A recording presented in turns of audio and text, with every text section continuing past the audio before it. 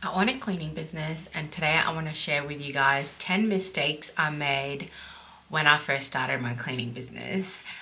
Sometimes I look back on these mistakes and I think, oh my gosh, I can't believe but you know what? I was new to business and we all make mistakes at the beginning and we've learned from them and they've made us improve and we're a better company, I guess, due to the mistakes I made at the beginning.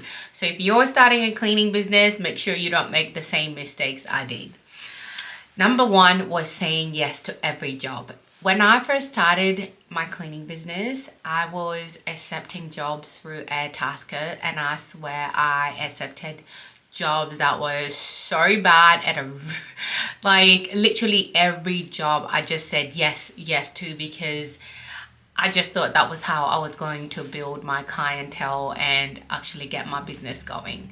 I remember this lady wanted me to clean her whole house, and it was really bad for like $60. And on top of that, Airtasker also takes some money off whatever money, like whatever earnings you made. So if it's $60, then there's like a 20% surcharge. So you end up like, I pretty much cleaned this house for like $40.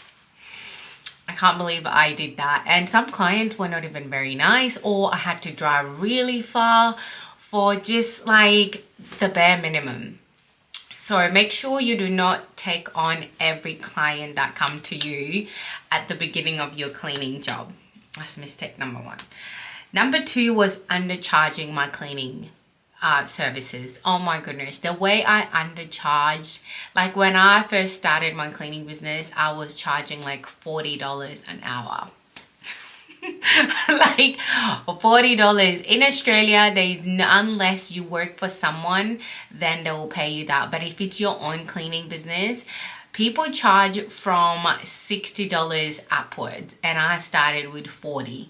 Like, I still can't believe that's how much money I was charging when I first started. You know, it's just crazy to think that I didn't even think that I was worth more than that. Maybe I should have probably done a bit more research on how much cleaners actually charge, but I think because I was like, I'm just starting out, I'll just start with that. So make sure if you're starting a cleaning business, make sure you start by looking at what other cleaners are charging, and then factoring all the extra expenses as well, especially if you have to drive. And with petrol prices at the moment, you don't want to be driving so far away.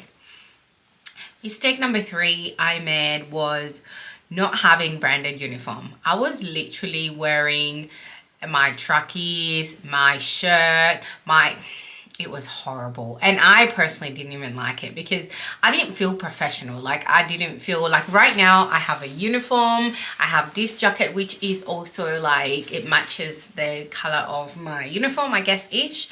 And then I also like have a vest because it is winter here and it's really cold.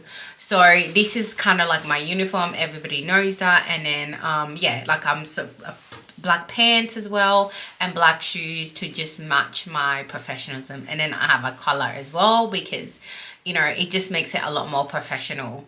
So brand yourself, because then you can stand out from other cleaning businesses. So now a lot of people know when I go to like an office and other officers see me, normally they will know, oh yeah, I've seen her. And my car also, I've got like the sign, as part of advertising, I've got a sign that says my business on there, so people know I get out, they see this uniform, we're a cleaning business.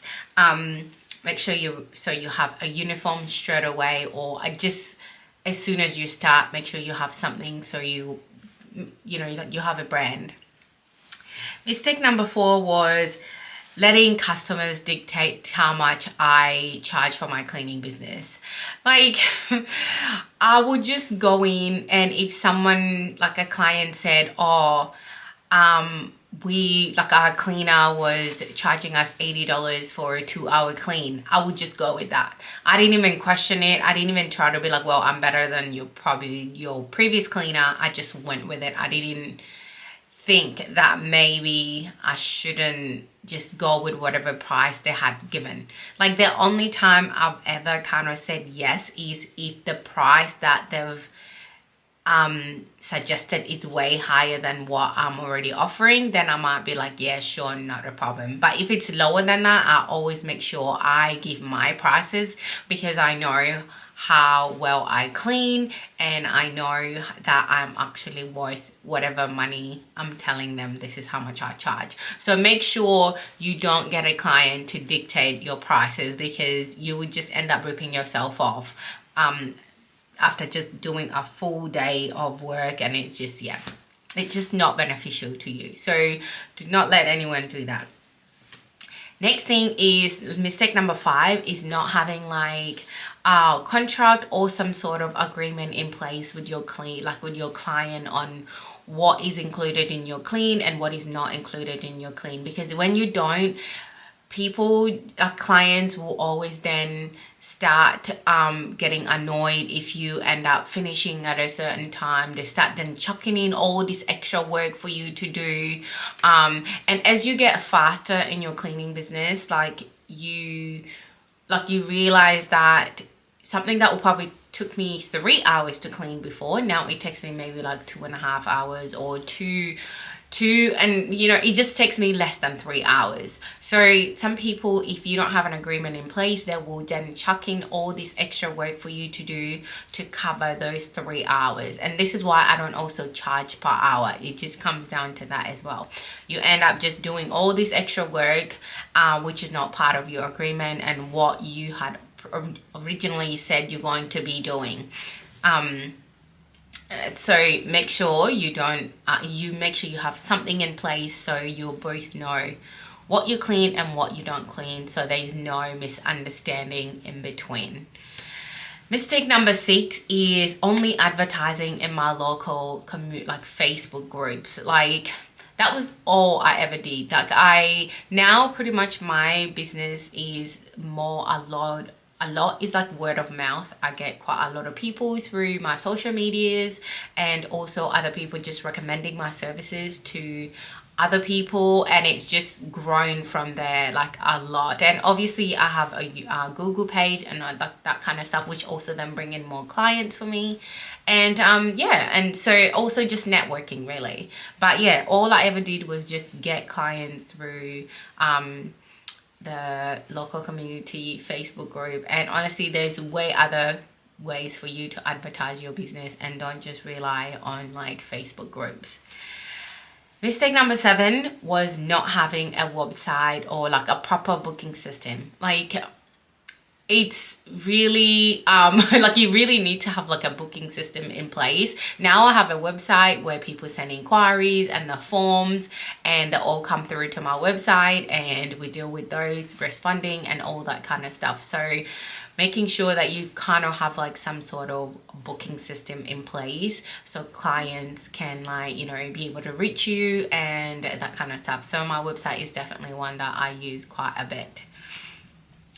The next one, the other mistake that I made was not utilizing social media. When I first started, obviously I was a bit scared of posting about my business. So I would really I didn't really post. I think the first 6 months I barely posted on Facebook, or not Facebook, but on I didn't have any social media account. And I wish I kind of started straight at the beginning, but I was just starting out, and I didn't feel I just felt how people just judge you. I honestly felt like people were going to judge me. Hence why I did not even try and kind of not think about that and just focus on my business and start advertising straight away. And now I have social media pretty much from YouTube, Instagram, and TikTok and Facebook. I literally have all those, and those also is another way of advertising my business and bringing in more clients to you. So make sure you utilize your social media, and don't be afraid of what people are going to think about you starting a business, because this is your business. It's about you. You just don't worry about what anyone anyone is gonna say it. Now I've come to a term where I'm like, I don't care, I could post whatever, it's my page.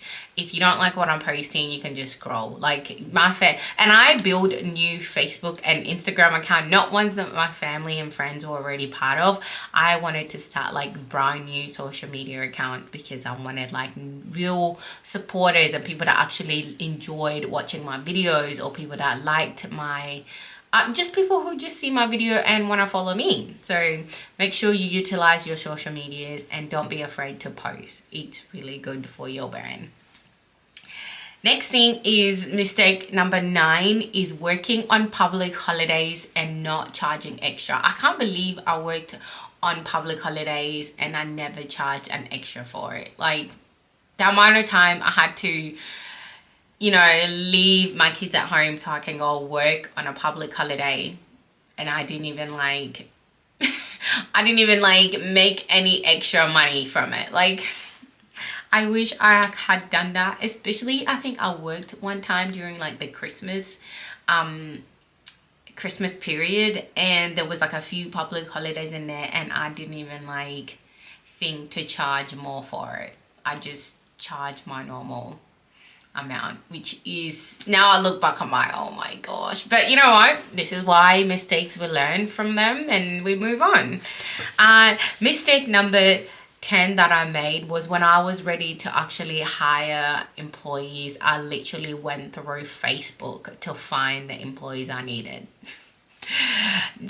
Let's just say it did not work out, because obviously I had no proper questions. It wasn't like a proper system put in place. It wasn't a proper interview. I just had people message me, and then I wasted money pretty much trialing people, and then they end up not working out, and that's just money that I had wasted. This is why HR costs so much money, because you trial people and then after a while you just let them go, and then you've wasted money on that. And I wish I had like advertised it properly, like go through the proper advertising channels like Seek and Indeed to actually get proper like staff that actually wanted to work. So if you are starting a business and you'll get to a stage where you're ready to hire, do not go through your local Facebook group, because you're gonna end up wasting money hiring for people that are not going to benefit your business and